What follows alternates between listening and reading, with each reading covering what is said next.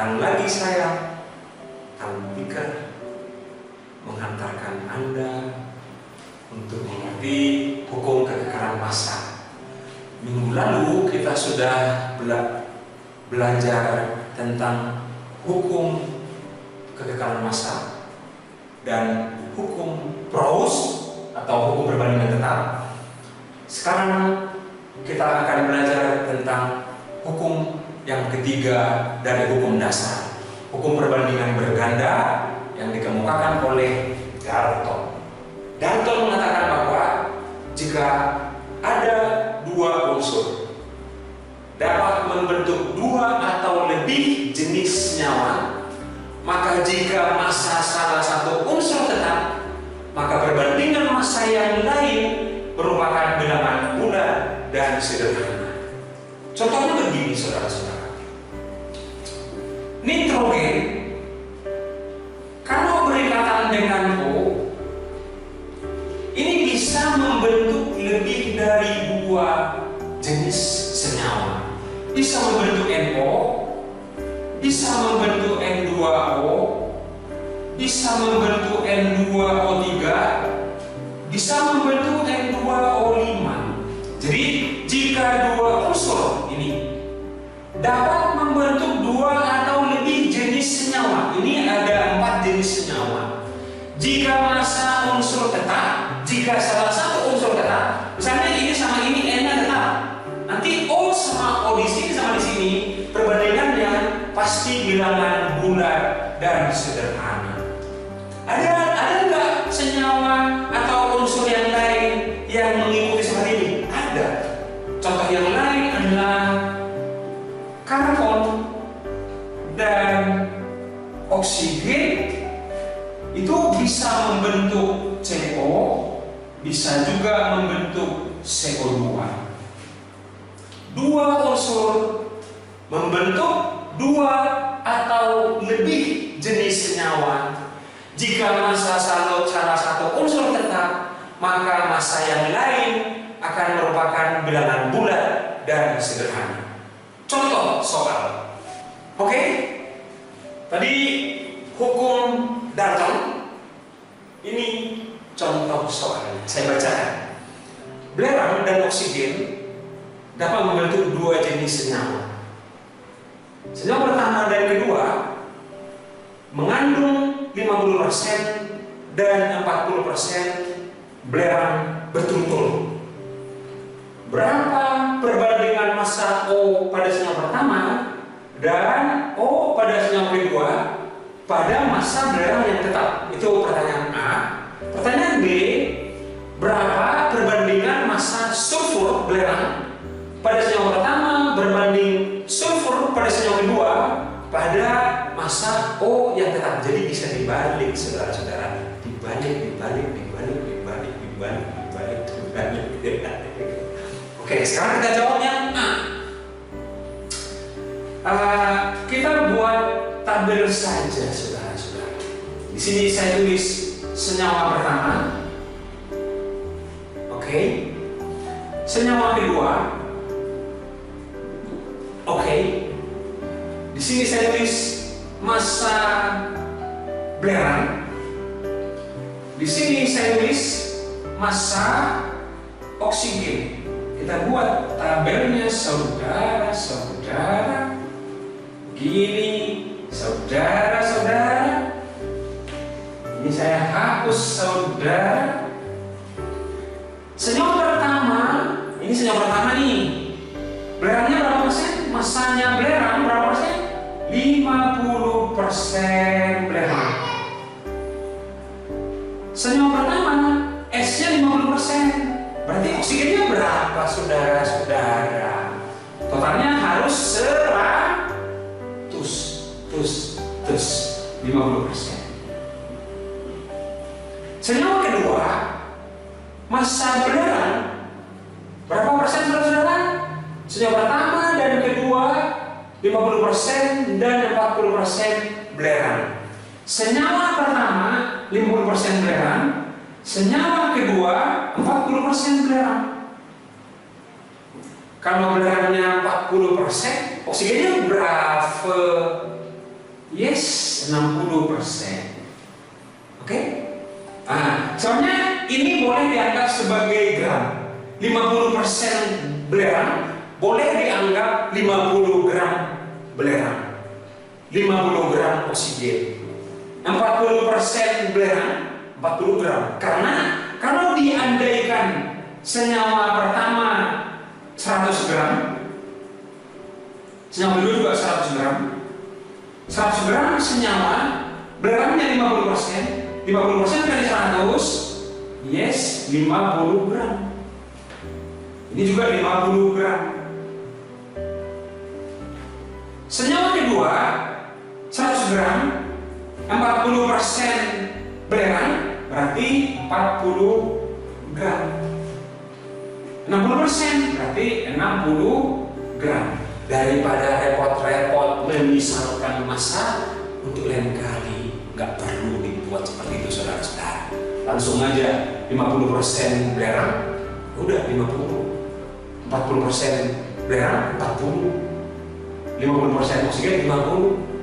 60% 60. Oke, the first question. Tentukan perbandingan massa oksigen. Berapa perbandingan massa oksigen pada senyawa pertama berbanding pada senyawa kedua pada S yang tetap? Ini that's the point. Oke? Harus S tetap. O pada senyawa pertama berbanding O pada senyawa kedua, nggak boleh langsung 50 banding 60. That's wrong. Ya, harus pada S yang tetap. S-nya tetap enggak? Kan enggak. Harus dibuat dulu ini tetap. Supaya ini tetap, ini 50, ini 40, supaya tetap gimana? Ayo mikir. Supaya ini tetap, dikali silang. Ini dikali 4 jadi 200, ini dikali 5. Tapi kalau ini dikali 4, yang ini juga kali 4. Jadi di sini aja saya tulis ini kali 4, yang ini kali 5. Jadi nanti 4 kali 50 200. Nanti ini juga kali 4 juga 200. Ini kali 5 kali 5 200. Ini juga kali 5 300. Jadi ini sama dengan 200, ini sama dengan 200, ini jadi 200, ini jadi 300. Oke, maka pertanyaan B sudah terjawab. Pada S yang tetap, karena S-nya sudah sama tetap, maka O pada senyawa pertama berbanding O pada senyawa kedua 200 berbanding 300 sama dengan 2 berbanding 3. That's the answer for the first question. Sosokan. Oke, pertanyaan yang B. Berapa perbandingan massa S pada senyawa pertama berbanding S pada senyawa kedua pada O yang tetap? Sekarang dibanding. Ini saya hapus, saudara-saudara.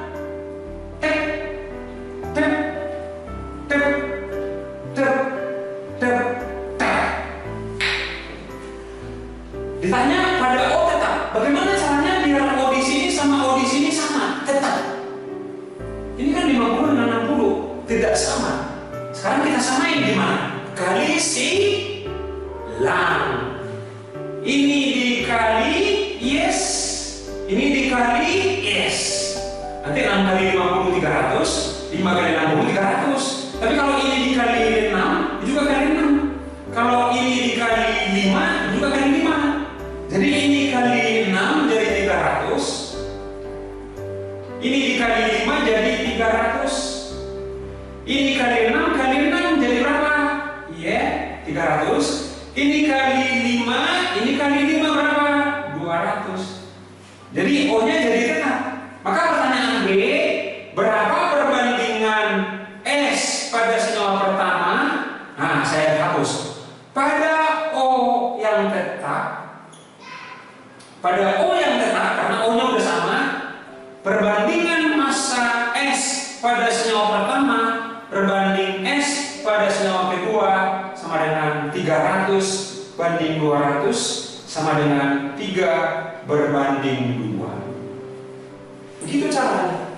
Jadi kalau ditanya berapa perbandingan O pada senyawa pertama dan O pada senyawa kedua, S-nya harus tetap.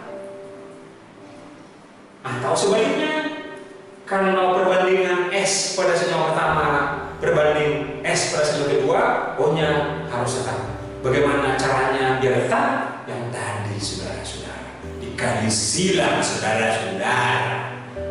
Sekarang kita lanjut dengan hukum perbandingan volume atau hukum Gay-Lussac. Saya tidak tahu apakah dia benar-benar gay atau tidak, ya. Bunyi hukum Gay-Lussac adalah jika gas-gas pada suhu dan tekanan tetap, gas yang bereaksi dengan gas hasil reaksi, perbandingan volumenya merupakan perbandingan koefisien. Contoh, kalau misalnya hidrogen direaksikan dengan oksigen menghasilkan uap air H2O. Nah, kalau hukum dasar pertama, kedua, dan ketiga tidak perlu menulis reaksi yang setara, tapi kalau hukum perbandingan volume atau hukum Gay-Lussac, kita harus menulis persamaan reaksi yang tepat. Zatnya benar, koefisiennya harus benar. Karena perbandingan volume merupakan perbandingan koefisien. Misalnya, hidrogen bereaksi dengan oksigen menghasilkan uap air, gas.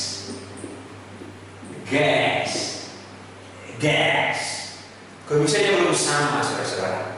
Hidrogen 2, oksigen 2, 1. Supaya 1 oksigen di kiri, ini kita kali setengah. Setengah kali 2, 1. Kali 2 boleh. Jadi ini jadi 2, ini 1, ini 2. Maka menurut hukum Gay-Lussac, perbandingan koefisiennya hidrogen banding oksigen banding uap air 2 banding 1 banding 2, maka perbandingan volumenya juga sama dengan 2 banding 1 banding 2. That's it. Contoh soal. Nah, ini contoh soal SBMPTN, saudara-saudara. Misalnya begini, contoh soal yang pertama. Pada pembakaran 5 liter gas propana yang memiliki rumus molekul C3H8, hitunglah berapa volume oksigen yang diperlukan jika dilakukan pada suhu dan tekanan yang sama. Oke, ini gampang sekali menjawabnya. Kita langsung pertama tulis reaksinya. Propana C3H8 gas, ini salah satu komponen gas LPG. Dibakar tambah oksigen, gas menghasilkan, kalau ada karbon hidrogen dibakar, dianggap pembakaran sempurna, pasti menghasilkan CO2 dan air. CO2 dan air. Ini gas H2O, bisa uap air, bisa embun. Jadi ini boleh saya tulis gas, boleh liquid pertama dia gas dulu, baru dia nanti mengembun. Dalam persamaan reaksi yang berkaitan dengan hukum Gay-Lussac, kita harus setarakan reaksinya. C-nya 3, H-nya 8, O-nya 6, tambah 4, 10, maka ini dikali 5. Urutannya C, H, O. C dulu, yang kedua H, dan yang ketiga O.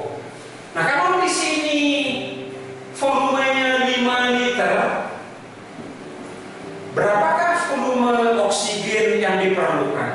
Menurut hukum gaya besar, pokoknya kalau ada soal seperti ini, ada reaksi, ada volume dilakukan pada suhu dan tekanan yang sama. Diketahui volume salah satu, ditanya volume yang lain, langsung aja koefisiennya diperhatikan saudara-saudara. Ini banding ini 1:5. Jikalau ini 5, ini berapa? 1:5, 5 banding berapa? Yes, 25 liter saudara-saudara. Atau cara praktisnya adalah 5/1 kali 5. 5/1 kali 5 sama dengan 25. Kalau ditanya CO2, misalnya ditanya berapakah volume karbon dioksida yang dihasilkan, maka jawabannya adalah 3/1 dikali 5. 3/1 kali 5 sama dengan 15 liter. Kalau seandainya ditanya berapa volume uap air yang dihasilkan pada suhu dan tekanan yang sama, dengan menggunakan cara yang sama, 4/1 dikali 5.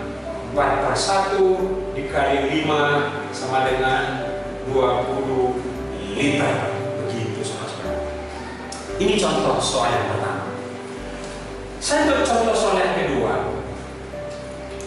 Hukum gaya rusak ini bisa digunakan dalam konteks soal untuk menentukan rumus molekul suatu senyawa. Contoh, ini juga soal SBMPTN. Saya ambil contohnya seperti ini. Sebanyak 10 cm3 hidrokarbon dibakar dengan 40 cm3 oksigen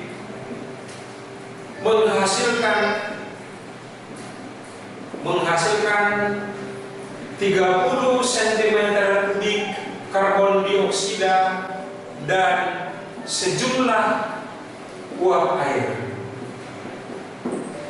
Semua gas dilakukan pada suhu dan tekanan yang sama. And the question is, what is the molecular formula of hidrokarbon? Jadi pertanyaannya adalah tentukan rumus molekul hidrokarbon tersebut. Ini mah gampang saudara-saudara. Mari kita eksekusi bersama-sama. Jadi hidrokarbon, nanti kalian akan belajar di materi kelas 11. Apa itu hidrokarbon? Hidrokarbon itu hidrogen karbon. Jadi hidrokarbon itu ada karbon dan hidrogen. Biasanya C itu ditulis CXHY. Jadi nanti kalau ada disebutkan hidrokarbon yang belum diketahui rumusnya, langsung aja tulis CXHY. CXHY dibakar. Itu hasil ditambah O2, itu akan menghasilkan. Pokoknya tadi soal sebelumnya sudah ada. Setiap ada C dan H ditambah oksigen dibakar, itu kalau sempurna dianggap sempurna akan menghasilkan CO2 dan air. Oke? Nah, di sini pokoknya kalau ada seperti ini, gas-gas pada suhu dan tekanan yang sama, ada volumenya, maka volume itu bisa dianggap sebagai koefisien. Karena tadi hukum gaya besar memangnya begitu, saudara-saudara. Jadi ini hidrokarbonnya 10 cm3. Cm3 itu sama dengan mililiter. Desimeter kubik itu sama dengan liter. Dan kalau desimeter kubik, biarkan aja. Kalau cm3, biarkan saja. It's not very important to solve this problem, saudara-saudara. Kalau ini 10, ini 40, ini 30, ini tidak ada. Ini 10, ini 40 oksigen, CO2-nya 30, ini tidak ada. Bukan berarti dibiarkan saja. Nah, Ini volume, perbandingan volume sama dengan perbandingan koefisien. Jadi ini boleh dianggap 10 banding 40 berbanding 30. Namanya perbandingan bisa disederhanakan. Semuanya dibagi 10, bagi 10, bagi 10, bagi 10. Jadi 1, 4, 3. Ini bisa kita hitung dengan mencari O-nya. Oksigen di kiri dengan oksigen di kanan harus sama. Oksigen di ruas kiri ada 8. Oksigen di ruas kanan juga harus 8. Ini 6. Tambah berapa di sini supaya sama 8? Ya, tambah 2. Berarti 2 di sini. Saya ulangi ya. 4 kali 2 8. 3 kali 2 6. 6 ditambah 2 kali 1 8. Jadi biar sama saudara-saudara, di kiri sama di kanan. Nah sekarang kita lihat C di kiri. Berapa jumlah C di kiri? C di kiri sama dengan X. C di kanan sama dengan 3. Berarti X-nya 3. Sekarang kita lihat H. H di ruas kiri. Yeay, 1 Y. H di ruas kanan 2 kali 2 4. X-nya 3, Y-nya 4. Berarti rumus molekulnya adalah C3H4. Sekarang kita akan melanjutkan hukum yang terakhir dari hukum dasar kimia, yaitu hukum Avogadro. Ini bunyinya. Menurut Avogadro, gas-gas yang bervolume sama jika diukur pada suhu dan tekanan yang sama akan memiliki jumlah partikel yang sama. Ulangi. Gas yang bervolume sama jika diukur pada suhu dan tekanan yang sama akan memiliki jumlah partikel yang sama. Maksudnya begini, ini hukum dasar yang paling sederhana di antara ini semua. Maksudnya begini, kalau misalnya 1 liter gas hidrogen dengan 1 liter gas oksigen, ini lebih berat daripada hidrogen, dan 1 liter gas, katakanlah propana, gas propana, ini semua 1 liter, pasti memiliki jumlah molekul yang sama, jumlah partikel yang sama. Kalau jumlah partikel hidrogen misalnya jumlah partikelnya 5 kali 10 pangkat 23 butir partikel, maka ini juga sama, 5 kali 10 pangkat 23 butir. Yang ini juga sama, 5 kali 10 pangkat 23 butir. Nah, nanti untuk mempermudah, kalau ada hukum Avogadro, kita bisa buat formula dalam bentuk rumus sederhana. Volume gas yang pertama berbanding jumlah partikel yang pertama sama dengan volume gas yang kedua dibagi dengan jumlah partikel gas yang kedua. Ini kita buat formulanya seperti ini. Oke? Ini mau diganti X, Y boleh. Jadi ini jumlah partikel. Contoh soal begini.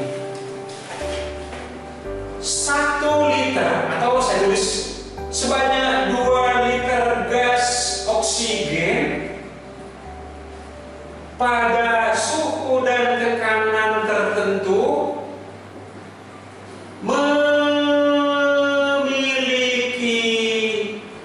X partikel.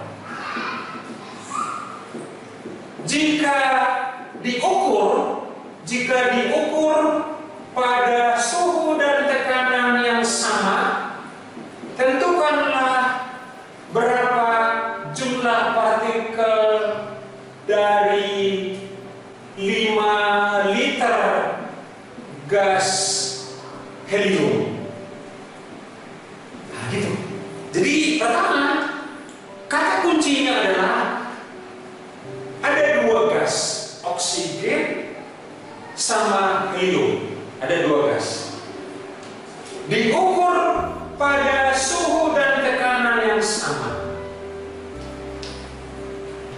campur rumus ini.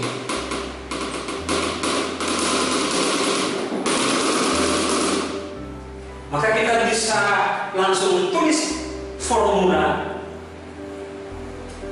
volume gas oksigen dibagi jumlah partikel oksigen sama dengan volume gas helium per jumlah partikel helium. Berapa jumlah partikel dari 5 liter gas helium? Masukkan rumus, langsung eksekusi. Berapa volume oksigen? 2 liter. 2 per. Berapa jumlah partikel oksigen? X. Sama dengan volume helium 5. Jumlah partikel helium. Ya, bisa saja helium. Atau Y. Ini Y. Oke? Maka 2 per X sama dengan 5 per Y, kalikan silang.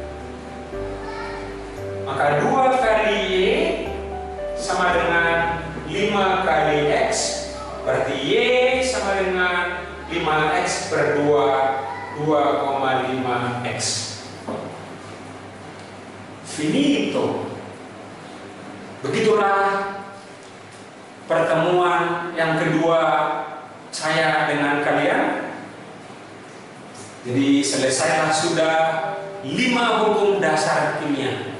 Kalau ada yang belum jelas, silahkan didengarkan lagi penjelasan saya sebelumnya. Dan untuk pertemuan selanjutnya akan saya lanjutkan dengan contoh-contoh soal dari semua hukum dasar 1 sampai 5. Terima kasih.